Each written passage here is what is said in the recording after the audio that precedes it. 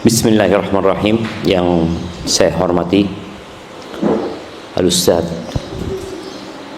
Yunus Zakin Hafizahullah Ta'ala selaku Kepala Sekolah SMP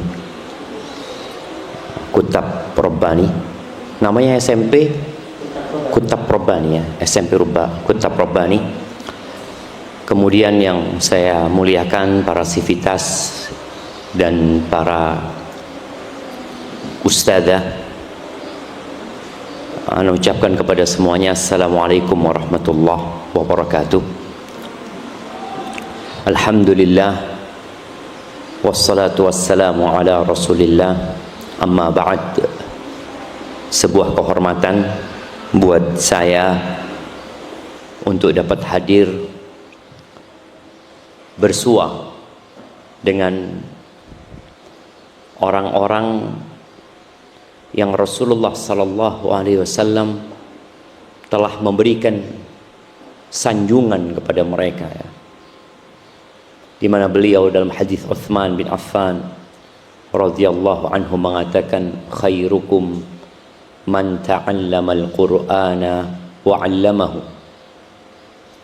Yang terbaik di antara kalian adalah yang belajar Al-Quran dan mengajarkannya. Ini sebuah kehormatan bagi para pengajar Al-Quran. Allah berikan kepada mereka sebuah keutamaan yang tidak didapat dengan mengajarkan ilmu yang lainnya. Oleh karena itu, sekedar mengingatkan bagaimana derajat yang mulia ini terjaga. Bagaimana para guru Al-Quran yang mungkin dalam pandangan sebagian manusia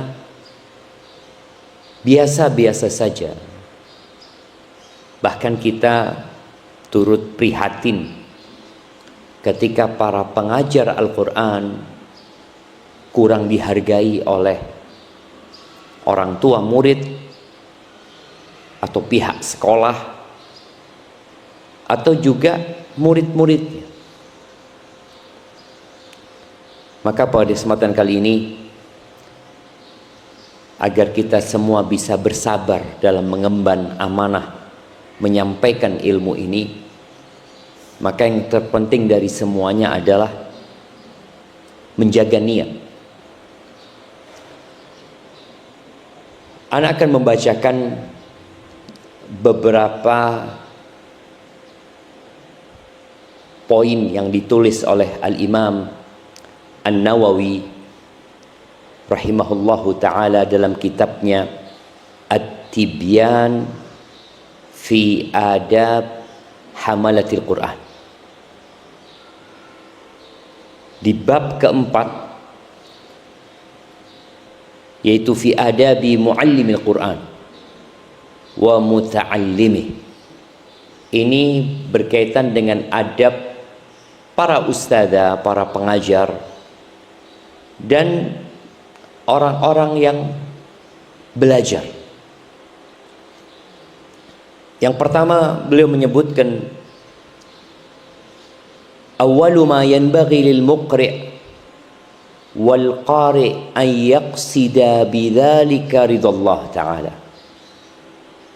Jadi perkara pertama yang seorang pengajar dan yang belajar Al-Quran harus meniatkannya adalah mencari keridhaan Allah Azza wa Jalla. Dunia ini sangat remeh sekali untuk menjadi tujuan hidup.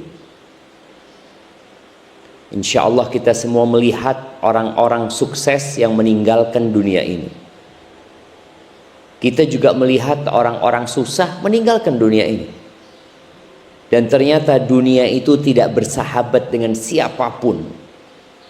Tidak dengan para nabi, tidak pula dengan para nabi. Enggak. Maka niatkan dalam mengajarkan Al-Quran Al-Azim keridhaan Allah Azza wa Jalla. Dan ini menjadi niat setiap muslim dalam ibadahnya, dalam gerak-gerik dan aktivitasnya, di mana Allah Azza wa Jalla mengatakan di surat Al-Bayyinah, "Wa ma umiru illa liya'budullah mukhlishina lahuddin hunafa wa yuqimus salah wa yu'tuz zakah wa dzalika dinul qayyimah." Tidaklah manusia diperintahkan melainkan hanya untuk beribadah kepada Allah mukhlishina lahuddin, memurnikan untuknya ketaatan. Dia berada di jalan yang lurus, meninggalkan segala kesyirikan, mendirikan salat, menunaikan zakat, dan itulah ajaran yang lurus. Dan dalam hadis yang diriwayatkan Imam Bukhari dan Muslim, yang insyaallah kita semua menghafalnya, yang merupakan hadis pertama yang dicantumkan oleh Al-Imam An-Nawawi dalam kitabnya Al-Arba'in An-Nawawiyah, "Innamal a'malu binniyat wa innama likulli imri'in ma nawa." Amalan itu harus ada niatnya, dan amalan itu bergantung dengan niat. Dan untuk setiap orang apa yang diniatkan. Jumlah sivitas SMP ini berapa orang? 8 orang. 8 orang ini mungkin perannya sama, tapi niatnya belum tentu sama. Sama-sama mengajarkan Al-Fatihah, sama-sama mengajarkan Juz Amma, sama-sama mengajarkan tajwid, mengajarkan kepada para siswi berbagai macam ilmu yang dengannya mereka menjadi lebih mengerti tentang Al-Quran Al-Azim. Tapi niatnya beda-beda. Maka semua akan mendapatkan apa yang dia niatkan.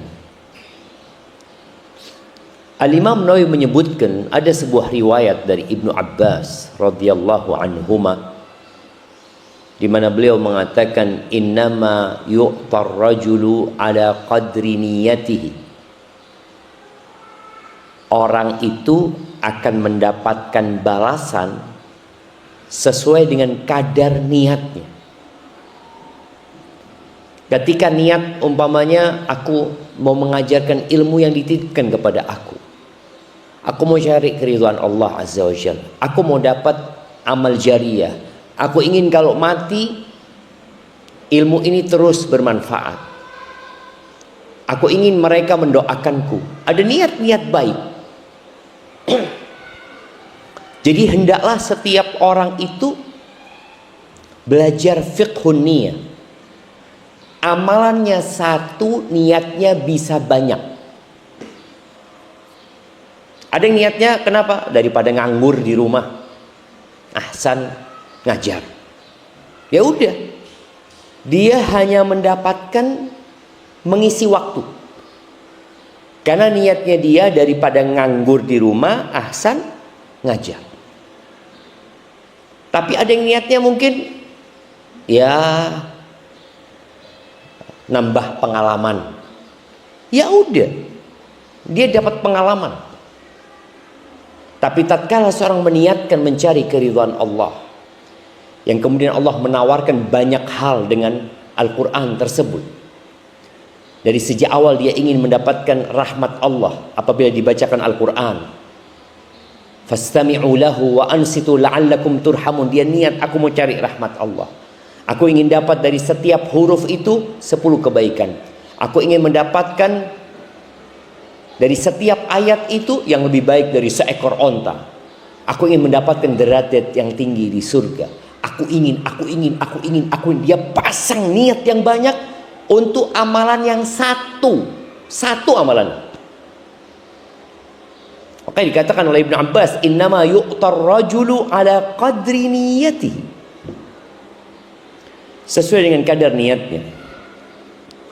Kemudian diriwayatkan dari Abil Qasim Al-Qushairi rahimahullahu ta'ala, di mana beliau berkata, al-ikhlas ifradul haq fi ta'ati bil qasd. Yang namanya ikhlas itu menyatukan untuk Allah dalam ketaatan dan niat, yaitu dia menginginkan dengan ketaatannya mendekatkan diri kepada Allah tanpa ada embel-embel lainnya. Min tasannu'in li makhluk, ada yang mau cari muka. Iya, betapa banyak ya di sekolah-sekolah yang mungkin guru ini cari muka kepada atasannya dengan harapan dipromosikan, dengan harapan mendapatkan jabatan yang lebih tinggi. Awiktisabu mahmadatin indan nas, atau dia punya niat cari pujian dari orang, atau cari cinta, atau cari pujaan dari makhluk, atau apa saja, kata beliau, yang di situ tidak mengandung unsur mendekatkan diri kepada Allah Azza wa Jalla. Qala wa yasih an yuqal al-ikhlas tasfiyatul fi'li an mulahadatil makhluqin. Yang namanya ikhlas itu memurnikan perbuatan dari perhatian makhluk. Nggak ngurus kita sudah sama namanya makhluk ini. Kenapa? Makhluk ini la yanfa wa la yadur. Makhluk itu sama dengan kita. Oh, tapi dia punya uang, tapi dia punya jabatan, dia punya kekuasaan, dia makhluk.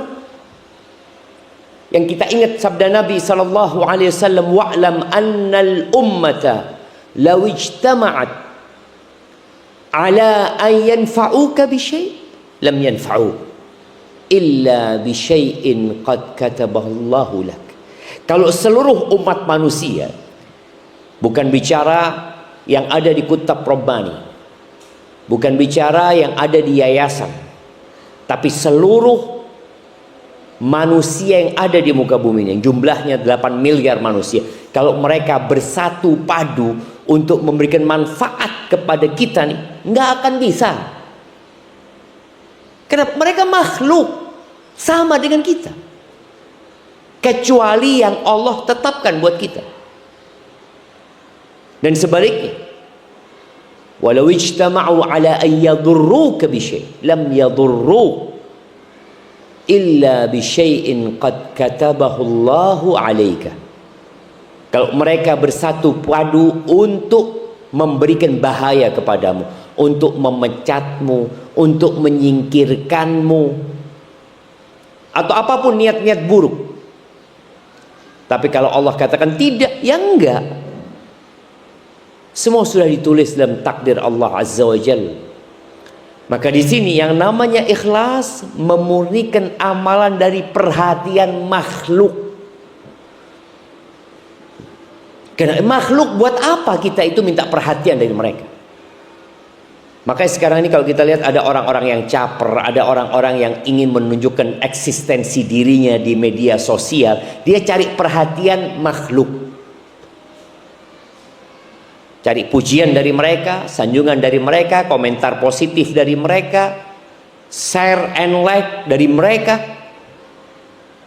Maka tolong kita berusaha, orang-orang yang belajar Al-Quran, yang udah faham dengan Al-Quran, untuk berjuang ya, membersihkan hatinya dari perhatian makhluk. Hudzaifah Al-Mar'ashi rahimahullah mengatakan, al-ikhlas istiwa'u af'alil 'abdi fi adh-dhahiri wal batin. Ikhlas itu adalah samanya perbuatan-perbuatan hamba ini, zahir dan batinnya sama. Jadi bukan wajahnya kelihatan ikhlas, hatinya riya. Jadi zahir dan batinnya sama. Dan disebutkan dari Dhunnun rahimahullah ta'ala, salathun min alamatil ikhlas. Beliau mengatakan ada 3 hal yang menjadi indikator keikhlasan. Tanda-tanda ikhlas itu apa? Kadang-kala kita ini, semua orang maunya ikhlas. Saya maunya ikhlas, Ustaz. Tapi godaan itu hadir membuat kita akhirnya nggak ikhlas. Tapi sebagian orang nggak sadar kalau antum ini nggak ikhlas. Lu dari mana antum tahu? Ini tanda yang pertama. Istiwa'ul madhi wa dzammi minal 'ammah. Buat dia sama saja pujian dan celaan dari orang-orang. Sama.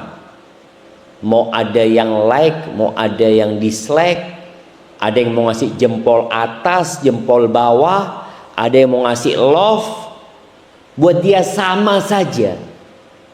Kenapa? Dia memang nggak cari itu gitu. Sejak awal enggak. Engkau mau muji aku, mau mencela aku, fadhol gitu loh. Yang kedua, wa nisyanu ru'yatil amali fil a'mal. Dia lupa memandang amalannya itu. Dia tidak mengingat-ingat amalannya. Oh, aku ini sholat, aku ini, aku enggak. Udah dia beramal, selesai. Dan dia berharap Allah menerimanya. Jadi yang ada di dirinya itu harapan diterima. Makanya ketika Nabi Ibrahim membangun Ka'bah, beliau itu tidak memandang aku yang bangun Ka'bah, aku yang bersama putraku membuat bangunan ini jadi. Enggak ada. Yang ada, Rabbana taqabbal minna innaka antas sami'ul alim. Yang ada itu rasa takut nggak diterima. Bukan akhirnya merasa berjasa. Oh, kalau nggak ada aku nggak jadi itu kutab. Kalau nggak ada aku nggak selesai itu. Ada orang-orang yang akhirnya merasa punya jasa. Ikhlas itu hilangnya perasaan dia punya jasa. Nggak ada. Itu bisa berdiri. Sekolahan ini bisa berjalan. Karena apa? Karena Allah Azza wa Jalla. Jadi tandanya ikhlas itu dia melupakan amalan itu, coba. Yang ada kekhawatiran amalannya nggak diterima. Makanya ketika Allah menyebutkan orang-orang Badui, yang Allah mengatakan yamunnuna 'alaika an aslamu. Mereka merasa berjasa dengan mengatakan kami masuk Islam. Loh, Allah yang berjasa memberikan hidayah kepada kalian. Maka tatkala para ustadz dipilih ya untuk diletakkan di tempat ini, ingat, jasa terbesar adalah jasa Allah Azza wa Jalla. Allah yang berbuat baik kepada kita. Maka katakan hadza min fadli Rabbi. Kemudian yang ketiga, waqtida'u thawabil a'mal fil akhirah. Dia menuntut pahalanya di akhirat. Di dunia dapat gaji, oh fadl, itu gaji. Tapi pahala enggak. Ana mau cari pahalanya di akhirat. Kalau ini ya gaji karena aku capek, aku lelah, uang lelah. Nggak ada masalah. Tapi kalau bicara pahala, enggak, Anda cari pahala di akhirat. Karena dunia yang akan ditinggalkan. Kenapa kita berharap pahala di sini, sedangkan kita tahu dunia ini nggak akan kekal dan abadi. Kemudian Al-Fudail bin Iyad radhiyallahu anhu mengatakan tarkul amali li ajlin nas riya. Meninggalkan sebuah amalan gara-gara manusia itu riya. Nggak sholat karena dilihat orang nanti, yang kok riya malah berarti. Memang niatnya udah nggak benar gitu. Wal amalu li ajlin nas syirik. Berbuat untuk manusia itu syirik. Wal ikhlas, yang namanya ikhlas itu diselamatkannya dirimu dari kedua penyakit ini. Baik, ada ucapan Sahl At-Tasturi rahimahullahu taala, dia mengatakan nadhar al-aqyas fi tafsiril ikhlas. Orang-orang cerdas itu berusaha memikirkan apa sih definisi ikhlas itu. Falam yajidu ghaira hadha. Mereka tidak mendapatkan penafsiran ikhlas selain yang ini yang disebutkan, an takuna harakatuhu wa sukunuhu fi sirrihi wa alaniyatihi lillahi ta'ala wahdah. Hendaklah gerakan dia, geraknya, diamnya. Nih kalau kita bicara seorang ustadzah, seorang guru, dia berdiri, kadang-kala dia duduk, kadang-kala dia menunggu, kadang-kala dia mengawasin anak-anak sedang ujian, kadang-kala dia sedang memikirkan dan merenungkan tentang bagaimana mengembangkan sekolah ini. Geraknya, diamnya, dalam keadaan terlihat atau tersembunyi, lillahi ta'ala. La yumazijuhu syai'un, la nafsun wala hawan wala dunya. Di mana amalannya itu tidak dicampuri dengan sesuatu apapun, baik yang berkaitan dengan nafsu atau hawa, keinginan-keinginan, atau dunia. Subhanallah jemaah, ana ingat dengan sebuah cerita yang disebutkan dalam kitab Wahyil Qalam, tentang cerita seorang yang mendapatkan musibah. Dia punya istri dan anak kelaparan. Dia nggak tahu mau apa. Dia ini disebutkan dalam kitab itu Abu Sayyad. Dia memang nelayan. Akhirnya dia berangkat ke seorang ustaz. Dia cerita, curhat, aku ini nggak tahu mau makan apa. Istri dan anak-anakku sudah kelaparan, kata dia. Ya udah, kata gurunya ini, kita berangkat ke pantai, kata dia. Dia cari ikan, nggak dapat ikan.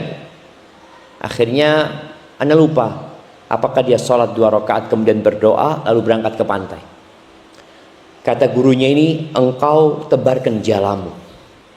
Dia lemparkan itu jala. Subhanallah, dapat 2 ikan yang besar.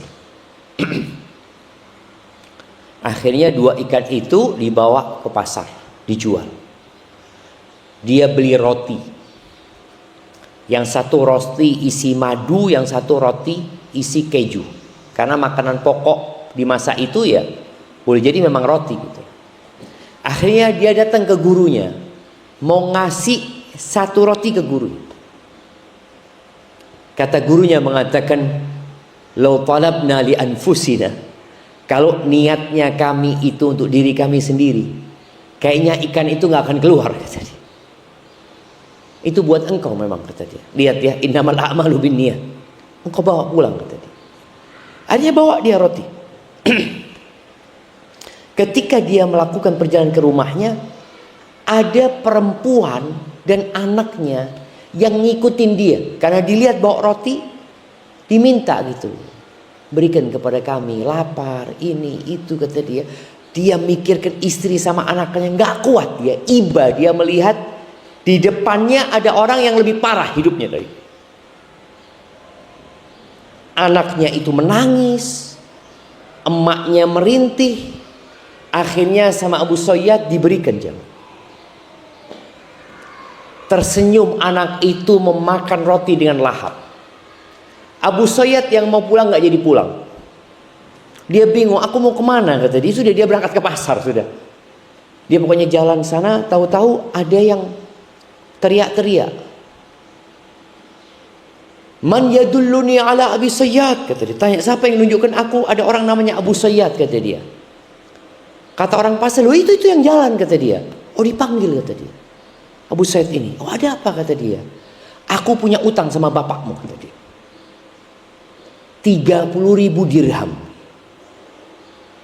Dikasihkan ke Abu Sayyid. Karena dia ahli waris satu-satunya. Bingung dia, dapat uang 30.000 dirham. Memang dia adalah orang baik ya. Dia suka berbagi. Akhirnya uang itu dia bagikan sekali sodako 1.000 dirham ya. Banyak 1.000 dirham nih jamaah. Bisa jadi senilai 100 dinar ya.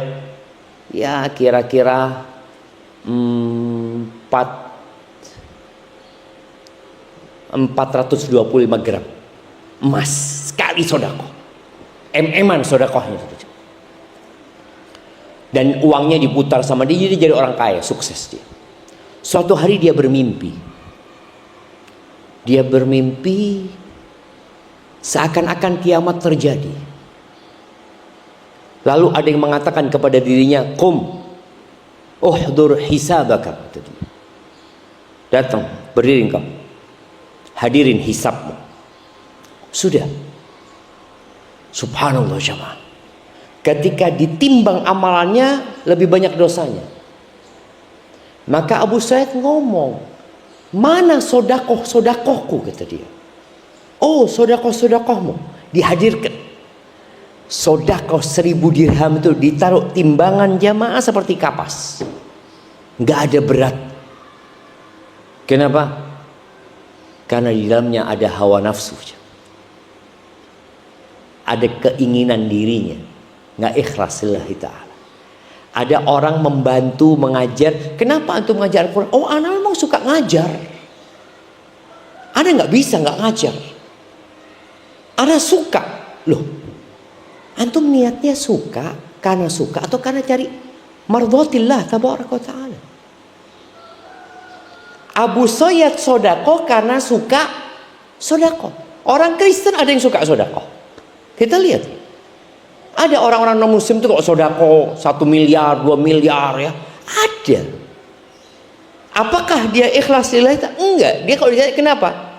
Aku memang suka membantu orang lain. Ingat, innamal a'malu binniyat.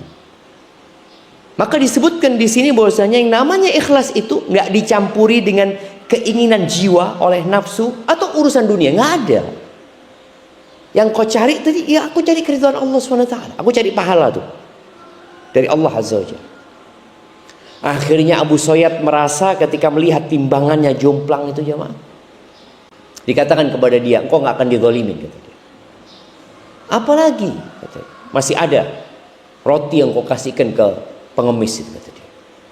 Kata Abu Sayyid, itu 1.000 dinar nggak ada nilainya, apalagi cuma 2 roti. Engkau nggak akan dizalimin. Hadirin, ya, roti itu ditaruh jemaah, timbangannya itu sama jemaah. Bayangin, cuma roti berat di timbangan. Maka kenapa Ibn Abbas mengatakan, innama yu'tar rajul ala qadri niyati.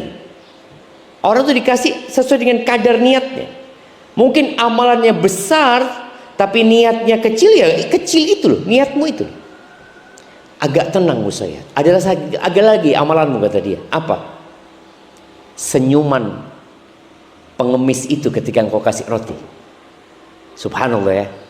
Dan Nabi SAW ketika ditanya amalan yang paling dicintai Allah apa? Sururun tudkhiluhu ila muslim. Kegembiraan yang kau transfer ke hati seorang muslim. Itu senyumannya ditaruh di timbangan jomplang. Jomplang. Maka tolong kita benar-benar memperhatikan niat kita. Bukan amalannya. Amalannya sudah baik, selesai. Sudah amalannya kita ngajarin Al-Quran. Kita bergabung dengan kutab SMP, kutab Robbani. Apa kerjaannya? Ya, mendidik generasi masa depan. Mendidik perempuan-perempuan ini bagaimana mereka menjadi hamba Allah yang taat. Menjadi istri yang soleha. Menjadi ibu yang teladan. Tapi tolong niatnya diperhatikan. Kemudian bangun Abu Sayyid itu dari tidur. Dia disadarkan bahwasanya banyaknya amalanmu belum tentu berat di timbangan.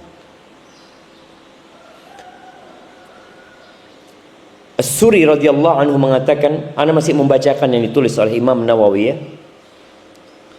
Dia mengatakan, la ta'mal lin-nasi syai'an wa la tatruk lahum syai'an wa la tu'ti lahum syai'an wa la takshif lahum syai'an. Jangan engkau beramal dengan niat manusia, amal apapun. Jangan meninggalkan sesuatu apapun demi manusia. Jangan memberi demi manusia apapun, dan jangan menyingkap demi manusia apapun.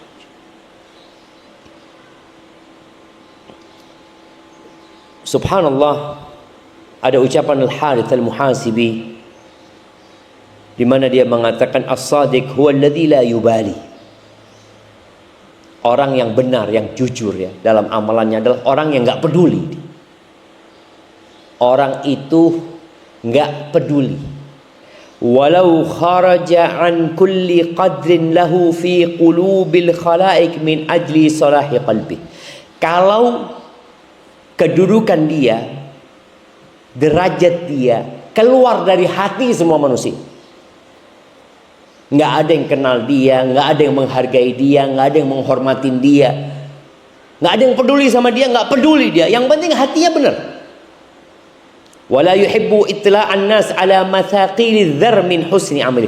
Dan dia nggak suka amalannya diketahui sama orang, nggak suka dia. Ada amalan yang harus kelihatan sama orang. Contohnya ya pendakwah, guru. Amalan itu ya kelihatan sama orang. Tapi dia nggak suka gitu. Bukan dia termasuk orang yang ingin dikenal ya. Wala yakrah ibtila'an nas ala sayyi' min amal. Dan dia nggak benci kalau ada orang tahu dengan keburukan amalannya. Dan memang dia pelaku dosa gitu. Fa inna karahatahu lidzalik. Karena kalau dia benci ketahuan dosanya sama orang, itu bukti kalau dia menginginkan tambahan kedudukan di sisi manusia.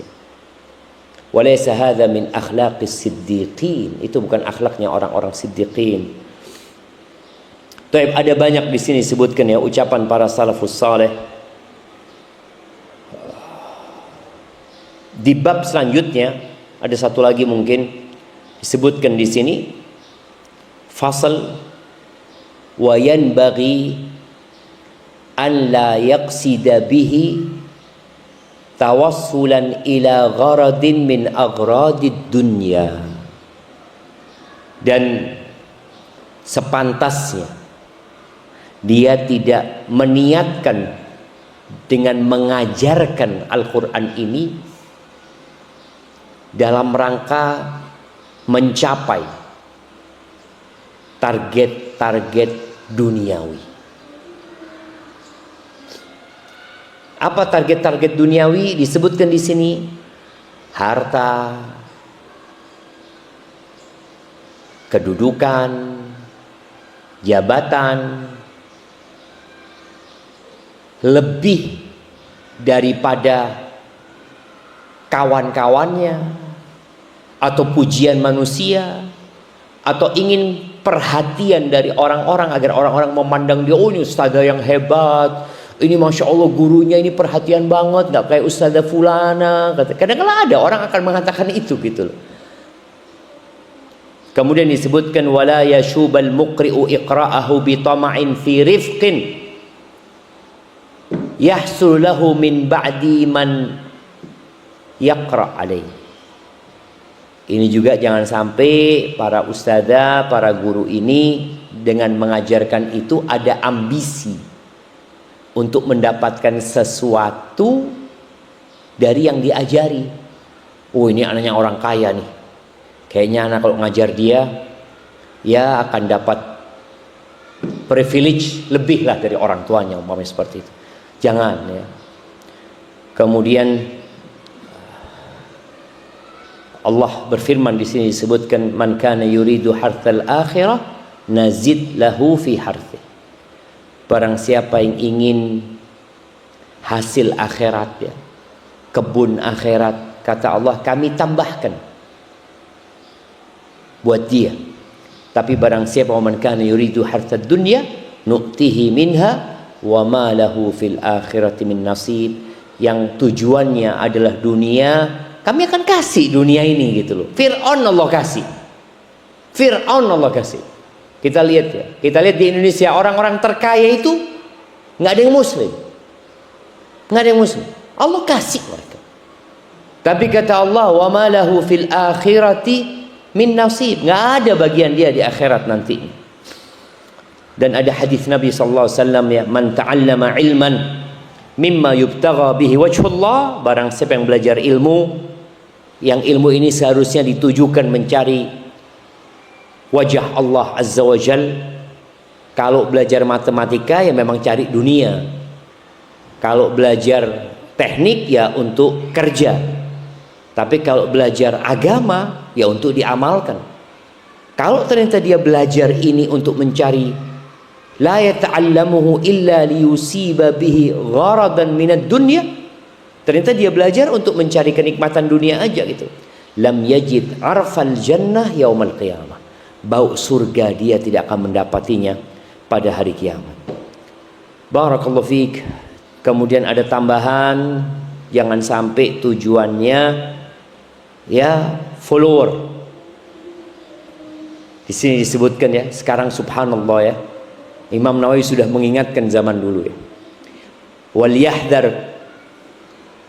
kullal hadar min qasdihi takatsur bi kathratil mushtaghilina alaihi wal mukhtalifina ilaihi. Hendaklah dia menghindari sehindar-hindarnya dari tujuan takatsur, mendapatkan follower yang lebih, mendapatkan pengikut supaya banyak yang belajar sama dia. Dan biasanya orang kalau niatnya seperti ini, dia nggak suka kalau datang ustadzah baru. Dia nggak suka. Umpamanya dia bintang, nih ustadzah bintang ya. Tahu-tahu ada ustadzah anggap lulusan Madinah, gabung sama SMP. Kalau seorang yang ikhlas lillahi ta'ala, dia akan gembira dengan datangnya orang ini. Alhamdulillah, ada yang meringankan bebanku. Alhamdulillah. Bahkan dia akan arahkan muridnya, kalau engkau ingin tambah ilmu, belajar sama ustadzah fulan. Tapi kalau dia tujuannya memang ingin dapat murid yang banyak, follower yang banyak, ketika ini kedatangan ustadzah baru, dia akan menganggap ustadzah itu saingan buat dia. Akhirnya terjadi sesuatu yang tidak sehat di dunia pendidikan. Ketika para ustadzahnya bersaing, bukan fastabiqul khairat, tapi bersaing tadi untuk mendapatkan perhatian dari murid-murid. Ini Imam Nawawi benar-benar mewanti-wanti ya. Bahkan beliau mengatakan, wa hadhihi musibatun yubtala biha ba'dul muallimin al-jahilin. Beliau mengatakan ini musibah yang banyak menimpa muallim yang bodoh. Wa hiya dalalatun bayyinatun min sahibiha ala su'i niyatihi wa fasadi tawiyati. Ini bukti nyata kalau orang itu, kalau guru itu, kalau muallim itu niatnya nggak benar, hatinya rusak sudah. Bal hiya hujjatun qati'atun, bahkan itu menjadi hujjah yang pasti bahwa dia pada hakikatnya mengajarkan bukan mencari keridhaan Allah azza wa jalla. Kalau dia mencari keridhaan Allah, dia nggak akan benci kalau ada ustadzah baru. Dia nggak akan benci kalau ada orang yang lebih pintar dari dia. Bal qala li nafsi ana aradtu ta'a bi ta'limi wa qad hasaltu. Aku ingin ketaatan dengan mengajarkannya, dan alhamdulillah dengan adanya ustadzah baru ini aku tetap dapat pahala gitu loh. Jadi hendaklah setiap orang itu sering-sering bermuhasabah ya. Taib yang terakhir, di sini ada ucapan Ali bin Abi Thalib ya, diriwayatkan dalam Musnad ad-Darimi, ya hamalatul Quran Atau qala ya hamalatal ilm i'malu bihi, amalkan yang kalian ketahui, ilmunya diamalin. Fa innamal alim man amila bima alim. Yang disebut orang alim itu yang mengamalkan ilmunya. Wa wafaqa ilmuhu amalahu, ilmunya sesuai dengan amalannya. Wa sayakunu aqwamun yahmiluna al-ilm, akan ada nanti para guru, orang-orang yang berilmu, yang ilmunya la yujawizu taraqiyahum, yang ilmunya tidak melewatin kerongkongan mereka. Yukhalifu amaluhum ilmahum, amalnya tidak sesuai dengan ilmunya.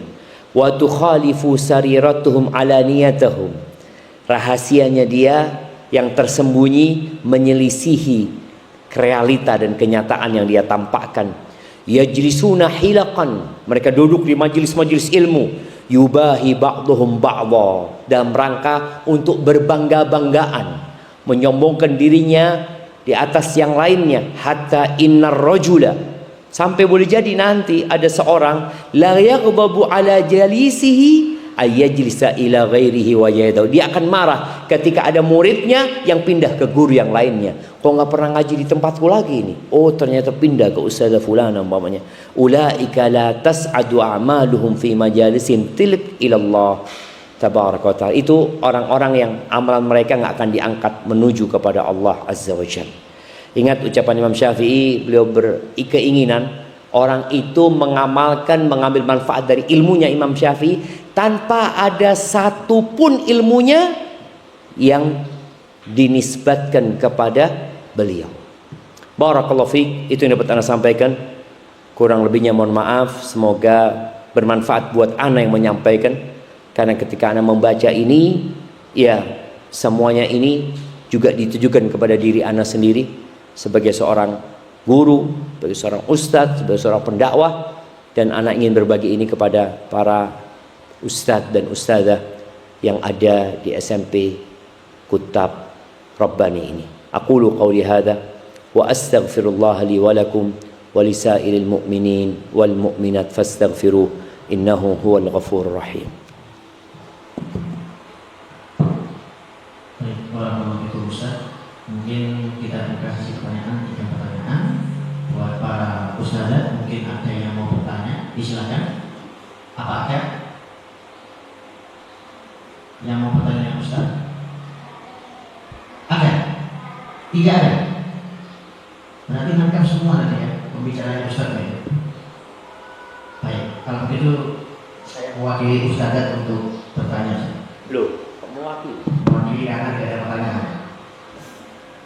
Ustaz, bagaimana jika kita Ustaz untuk menghadapi cobaan godaan dari pihak eksternal? Jadi prediksi kita di awal ya, ini buat para ustazah juga, bahwasanya Ustaz Syafik salah satu pemakasan SMP Kota Bogor. Jalannya itu kan tidak mulus, pasti ada dinamika. Awalnya kita prediksi itu godaan-godaan dari pihak eksternal, dari luar. Kok setelah perjalanan kita itu dari kami? Mungkin kiat-kiat apa yang harus kita lakukan supaya tidak ya bisa menghadapi? Baik, Afwan, boleh dikasih contoh mungkin seterusnya supaya lebih realistis ya. Godaannya seperti apa modelnya gitu? Ya menghambat program-program kita usulkan, misalkan program-program, tapi untuk eksekusi itu lama, harus menunggu dulu, jadi harus ada beberapa kali pertemuan sehingga apa yang sudah kita rancang dengan tim itu harus tertunda karena sebabnya itu.